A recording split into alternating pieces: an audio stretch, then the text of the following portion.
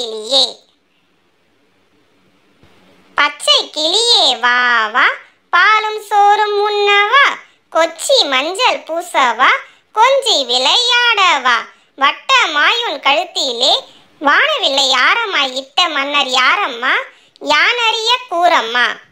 பைய பைய பறந்து வா, பாடி பாடி கழித்து வா, கையில் வந்திருக்கவா, கனியருந்த ஓடிவா.